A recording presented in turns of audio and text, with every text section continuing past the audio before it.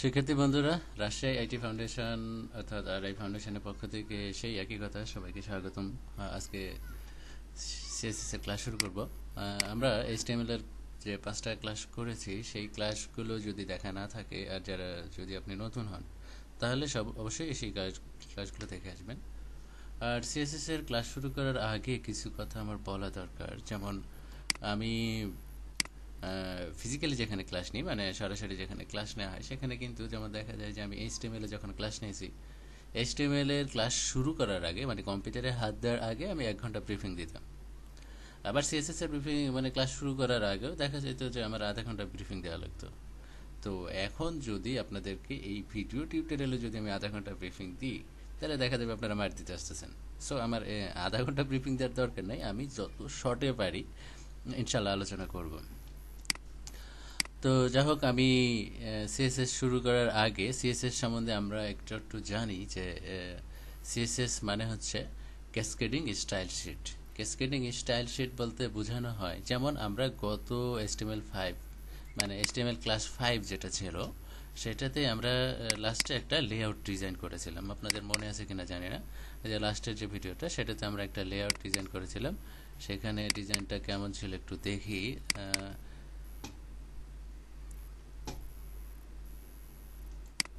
এইরকম হয়তো layout design করেছিলাম, এখানে কালার টালার দিয়েছিলাম। কিন্তু কালারগুলো কিভাবে দিয়েছিলাম আপনাদের মনে আছে? কালারগুলো দিয়েছিলাম ওই যে অ্যাট্রিবিউট ইউজ করে। অ্যাট্রিবিউটগুলো কেমন ছিল একটু দেখে নিই। যেমন এই যে বিজি কালার, টেবিল মেবিল ইউজ করে, এইসব ইউজ করে আমরা লেআউট ডিজাইন করেছিলাম। কিন্তু বর্তমান যুগে কিন্তু কেউ আর এই টেবিল অথবা বিজি কালার এসব ইউজ করে ওয়েব পেজ ডিজাইন করে না। এই জন্য আমাদের এখন দরকার হয় হচ্ছে স্টাইল শিট, মানে ক্যাসকেডিং স্টাইল শিট, সিএসএস। তো সিএসএস কিভাবে করতে হয় বিস্তারিত বিষয় আমরা পরে জানতেছি। তার আগে স্টাইল জিনিসটা কি, মানে যে কোনো জায়গায় স্টাইল দেওয়া বলতে কি বোঝায় আমি আরেকটু বলি। যেমন আমরা যে লেআউট ডিজাইন করেছিলাম, দেখা যায় কিছু কিছু জায়গায় সীমাবদ্ধতা আছে।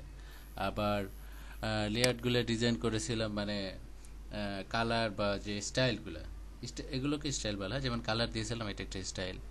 অথবা হাইট ওয়াইট, টেবিলের হাইট ওয়াইট দিয়েছিলাম। এই যে টেবিলের হাইট ওয়াইট,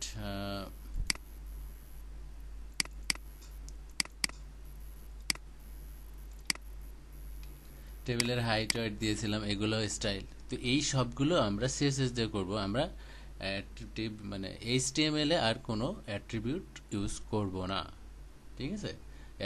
মানে এই জাতীয় অ্যাট্রিবিউটগুলো আমরা এইচটিএমএল এ আর ইউজ করব না। অথবা স্টাইল কি জিনিস আমি আরেকটু ভালো করে বুঝিয়ে দিতে পারি আপনাদেরকে একটা এমএস ওয়ার্ডের মাধ্যমে। যেমন এমএস ওয়ার্ডে আমি লিখলাম আই এম সাইফুল ইসলাম। এইখানে দেখেন আমি নর্মালি লিখেছি আই এম সাইফুল ইসলাম। এইখানে আপনার মনে করেন এই সাইফুল এই লেখাটা সিলেক্ট করলাম, বিতে চাপলাম, মানে বোল্ড দিলাম। তো এখানে কি হলো, আমি একটা স্টাইল দিলাম। কি স্টাইল দিয়েছি? আমি শুধুমাত্র এই সাইফুল এই লেখাটাতে একটা স্টাইল দিয়েছি। মনে করেন পুরো লেখাটা আমি সিলেক্ট করে লাল কালার দিলাম, এটাও একটা স্টাইল দিলাম। আবার দেখেন, ভালো করে মনে রাখেন আমি স্টাইল বলতে কি কি বোঝাচ্ছি। যেমন বোল্ড করলাম, আবার লেখার কালার দিলাম, অথবা আবার যেমন আমি যদি ধর স্টাইলগুলো ভালো করে লক্ষ্য করবে, যেমন আমরা লেখার উপর লাল কালার দিলাম। আবার যেমন মনে করেন আমি লেখার সাইজ চেঞ্জ করে দেবো, এটাও একটা স্টাইল। অথবা আমি ফন্ট চেঞ্জ করে দেবো, এটা একটা স্টাইল। এই স্টাইলগুলো বিষয়গুলো এইরকম। তো এই জিনিসগুলো দিতে গেলে আমাদের আরেকটা ফাইল লাগবে। আমরা এখন এইচটিএমএল এ যাই। আমাদের আবার সেই প্রথম আমরা মানে আমাদের যে ক্লাসটা সেখানেই যাই। HTML এর সোর্সে আমরা ক্লাস 1 এ ঢুকবো। এখানে আমাদের ইন্ডেক্স ফাইল তো লাগবেই, কারণ আমরা HTML তো লাগবেই। মানে সিএসএস কিন্তু HTML এর উপরে অ্যাপ্লাই করা হয়। মানে শুধু সিএসএস দিয়ে অনেকে আবার মানে এই সমস্যাটা অনেকে পড়ে যে শুধু সিএসএস দিয়ে ভাবে যে একটা ডিজাইন হয়ে যাবে। আসলে মানে সিএসএসটা শুধুমাত্র HTML এর উপর স্টাইল দেওয়ার জন্য। মানে এমএস ওয়ার্ডের এই লেখাটার ক্ষেত্রে আমি আরেকটু বুঝাই দিই। মনে করেন আপনি লিখে নিনি, তো এখানে স্টাইল দেবেন কই? HTMLটা হচ্ছে এই লেখাটা, আর স্টাইলটা হচ্ছে এই যে কালার দিলেন, ফন্ট সাইজ দিলেন, এগুলো হচ্ছে স্টাইল, এগুলো হচ্ছে সিএসএস। আশা করি বুঝতে পারছেন। যাই হোক, আমি index.html ফাইলটা আগে নিই। index.html। আর সিএসএস দেওয়ার জন্য আমাদের সিএসএস ফাইল লাগবে। সিএসএস ফাইল, আমরা সিএসএস ফাইলটা নেব। সিএসএস ফাইলের নামটা ডিফল্টভাবে সবাই স্টাইল দেয়, আমিও স্টাইল দিলাম, আপনারাও দেবেন। তবে স্টাইল নামটা ইউজ করবেন, নিজের নামটা আমি ইউজ করলে অভ্যাসটা খারাপ হয়ে যাবে। স্টাইল যেহেতু সবাই ইউজ করে, এটাই দেওয়াটাই বেটার। যাই হোক, শুরু করে নিই। ইন্ডেক্স ডট এইচটিএমএল ইন্ডেক্স ফাইলটা আমাদের এডিট করতে হবে।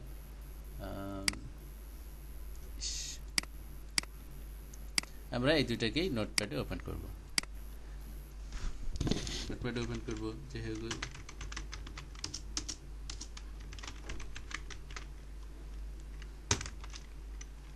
আচ্ছা, আমরা মানে সেই কোডের ব্যাপারে এই বিষয়টা আপনাদের মনে আছে কিনা? আপনি দেখেন আমি কি ভুলটা করেছি। আমি এইচটিএমএল লেখা শুরু করছি সিএসএস ফাইলে। ফের আবার বলি, আমি সর্বপ্রথম এটি আগে ওপেন করি। আপনাদের এইচটিএমএল কোডিং করার ক্ষেত্রে মনে আছে কিনা যে যখন আমরা চাইল্ড ট্যাবগুলো লিখব তখন একটা করে ট্যাব দেব।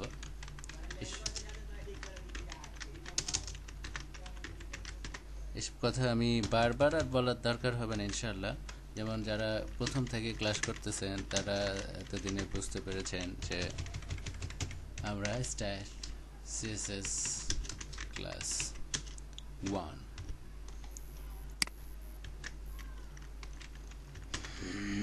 এখানে আমি একটা এইচন দিই।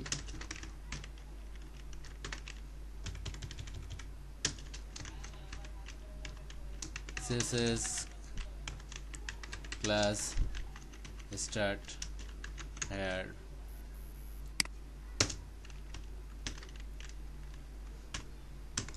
এইচন বা পি, এগুলো তো আপনাদের মনে আছে অবশ্যই।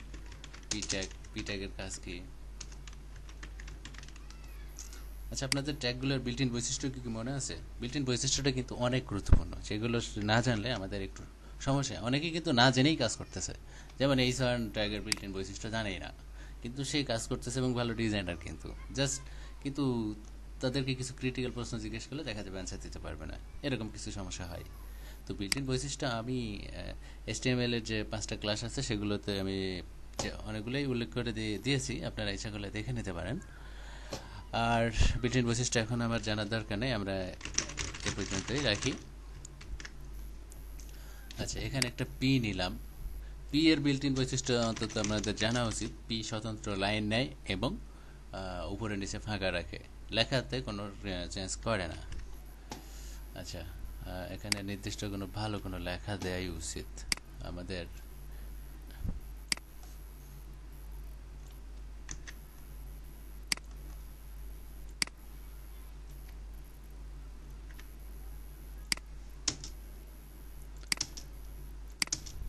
কোনো জায়গায় বুঝতে সমস্যা হলে আপনি আমাদের গ্রুপে অবশ্যই আলোচনা করবেন, বলবেন, আমরা ইনশাল্লাহ সেটার উত্তর দেওয়ার চেষ্টা করব। দেখি আমার এই পেজটা কেমন হয়েছে, ক্রোমের মাধ্যমে দেখি। আপাতত এই যে এরকম হয়েছে। নর্মালি কোনো কিছু আমরা কোনো স্টাইল দিই, যেমন এমএস ওয়ার্ডের ক্ষেত্রে আমি একটু আগে বলেছিলাম নর্মালি লেখা লিখলাম, তারপরে স্টাইল দিলাম। স্টাইল দেওয়ার জন্য আমরা এমএস ওয়ার্ডের ক্ষেত্রে এই যে ক্লিক করে করে স্টাইল দিতে পারি, বাট এইচটিএমএল এর ক্ষেত্রে আপনি ক্লিক করে স্টাইল দিতে পারবেন না। আপনার এইচটিএমএল কোডিং এর ক্ষেত্রে কোডিং করে স্টাইল দিতে হবে। তো স্টাইল দিতে গেলে আমাদের যা যা লাগবে, স্টাইল দিতে গেলে আমাদের সিএসএস ফাইল আমরা যেটা বানালাম সেই ফাইলের সাথে লিঙ্কিং করতে হবে। এই ফাইলটার সাথে আমরা লিঙ্কিং করব। এই ফাইলটার সাথে লিঙ্কিং করব কিভাবে? লিঙ্কিং করার জন্য একটা ট্যাগ আছে, যেমন টাইটেলের জন্য যেমন একটা ট্যাগ আছে, হেডিং এর জন্য একটা ট্যাগ আছে, লিঙ্কিং এর জন্য একটা ট্যাগ আছে। আর একটা কথা, লিঙ্কিংটা কি আমরা ওয়েবসাইটে দেখতে চাচ্ছি? যেমন আমি কিন্তু এর আগেই ক্লাসে একদিন বলেছিলাম, মানে প্রথম HTML ক্লাসে, যে আমরা এই সাইটের পুরো অংশে যা যা দেখতে পাচ্ছি এইখানে আমরা মানে এই অংশগুলো কোথায় দেব? বডি ট্যাগের ভেতরে। আর এই অংশের বাইরে যে বিষয়গুলো দরকার হবে সেগুলো আমরা কোথায় দেব? হেডের ভেতরে। এটা আমরা আমাদের প্রথম HTML ক্লাসে উল্লেখ আছে, আপনারা যদি ক্লাসটা করে থাকেন তাহলে বুঝতে পারবেন। যাই হোক, আমি লিঙ্কিং যেহেতু করতেছি, এটা কিন্তু আসলে শো করবো না, লিঙ্কিং করবো। লিঙ্কিংয়ের মাধ্যমে আমরা অন্য কাজ করব। তো লিঙ্কটা একটা দেব। আর একটা কথা আমি ভালো করে বলে রাখি, HTML5-এ কিন্তু, যেমন HTML4-এ আগে বলি, HTML3-তে যেগুলো সিঙ্গেল ট্যাগ ছিল সেই ট্যাগগুলোতে সিঙ্গেল এভাবেই থাকতো, কিন্তু HTML4 এর একটু আপডেট করলো, করে এখানে স্ল্যাশ দিল। বাট HTML5 আবার করছে কি মানে আবার 3 মতো করে দিয়েছে। তো এক্ষেত্রে স্ল্যাশ দেওয়ার কোনো দরকার নেই, কিন্তু অনেকে এখনও দেয় এবং অনেক সাইটে এখনও দেখবেন দেওয়া আছে, এটা HTML5 দেওয়া নেই। তো দিলেও হবে, না দিলেও কোনো সমস্যা নেই। সরি, না দিলেই ভালো, দিলেও কোনো সমস্যা নেই, বিষয়টা এরকম। লিঙ্কিংয়ের ক্ষেত্রে SCSS ফাইলের লিঙ্কিংয়ের ক্ষেত্রে এই কোডটা মনে রাখবেন, অথবা আপনি এই কোডটা অন্তত মুখস্থ করবেন বা মনে রাখবেন। রিলেশন দিতে হবে স্টাইল শিট। টাইপ টাইপ কিন্তু আমাদের শুধু CSS না, টেক্সট জাভাস্ক্রিপ্ট ফাইলের ক্ষেত্রেও দিতে হয়। তো এখানে CSS ফাইলের ক্ষেত্রে টাইপ হবে টেক্সট অবলিক CSS। আর লিঙ্কিংটা কেমন হবে? লিঙ্কিং দিতে গেলে href, এখানে আমাদের ওই ফাইলের নাম ছিল styl style.css। আচ্ছা, লিঙ্কিংয়ের বিষয়ে আমি আরেকটু ভালো করে বলি। যেমন যদি কোনো কারণে এখানে একটা ফোল্ডার আছে, ফোল্ডারের নাম মনে করেন ইনক্লুড, এবং এই ফাইলের মধ্যে CSS ফাইলটা আছে, ফাইলটার নাম style.css। আচ্ছা, এখানে এটার নামটা আলাদা দিই, তাছাড়া আপনাদের বুঝতে একটু সমস্যা হবে। style.css, style2। আচ্ছা, এই ফাইলটার লিঙ্ক আমি কিভাবে দেব? দেখেন, ওইটা কিন্তু ইনক্লুড নামক ফোল্ডারের ভিতরে আছে, এই জন্য এটার লিঙ্কটা হবে এরকম। আমি আরেকটা ফাইল তৈরি করি, এটার লিঙ্কটা হবে এরকম যে ইনক্লুড স্ল্যাশ styl, style2 আছে তো ওখানে, style2.css।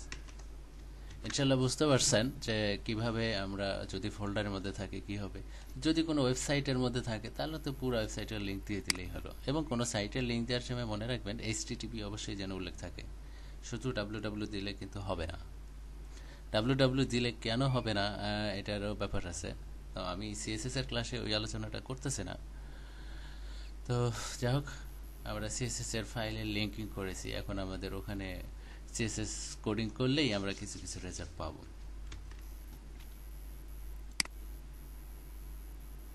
তো এখন পর্যন্ত কোনো পরিবর্তন হয়েছে কিনা দেখেনি, না কোনো পরিবর্তন হয়নি। আসলে পরিবর্তন হয়নি কেন? আসলে আমরা কোনো কিছু দেইনি, পরিবর্তন হবে কি করে? স্টাইল ফাইলে আমরা তো কিছু দেইনি, কিছু দিলে না পরিবর্তন হবে, কিন্তু কিছু দিলেই যে পরিবর্তন হবে তা কিন্তু না, দেওয়ারও একটা নিয়ম আছে। তো আমি CSS এর ক্লাসটা আসলে এমনিতেই একটু আলোচনা করতেই হয়। যেমন আমি আলোচনা করার জন্য বলতে পারি,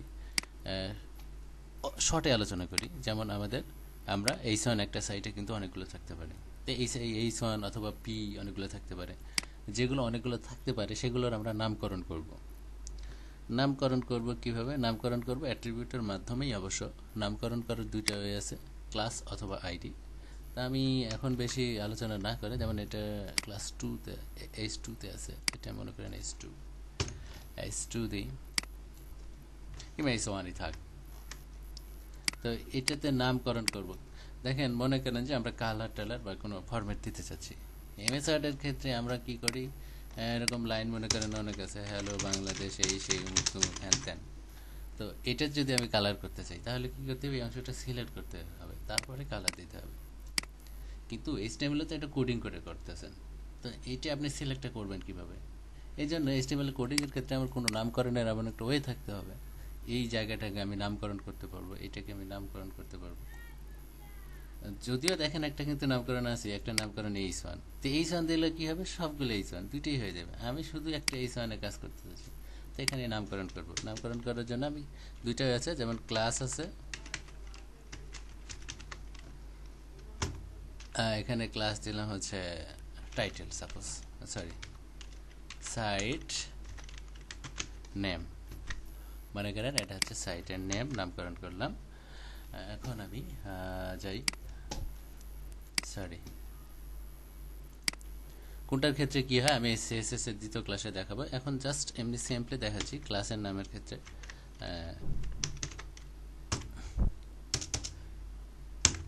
আজকে বিস্তারিত আলোচনা করতেছি না, আমি ক্লাসটা এখনই শেষ করব। COLOR জাস্ট দেখেন, এবং যারা এই ক্লাসটা শুরু করছেন, কারণ সিএসএস নিয়ে আমাদের বেশ আলোচনা আছে, এই ক্লাসটা দরকার আছে আপনাদের, দেখবেন। দেখেন এখানে লাল কালার হয়ে গেছে। তো আপাতত আমি এ পর্যন্তই আজকের ক্লাসটা শেষ করতেছি। আর একটা জিনিস মনে রাখবেন, আমি কিন্তু ক্লাস সবসময় মানে পূর্ণাঙ্গ আলোচনা সহই করি, সো টেনশনের কোনো কারণ নেই। সামনের ক্লাসে সিএসএস এর মানে আরও বিস্তারিত জানতে পারবেন। ওকে, ধন্যবাদ সবাইকে, আর ভালো থাকবেন।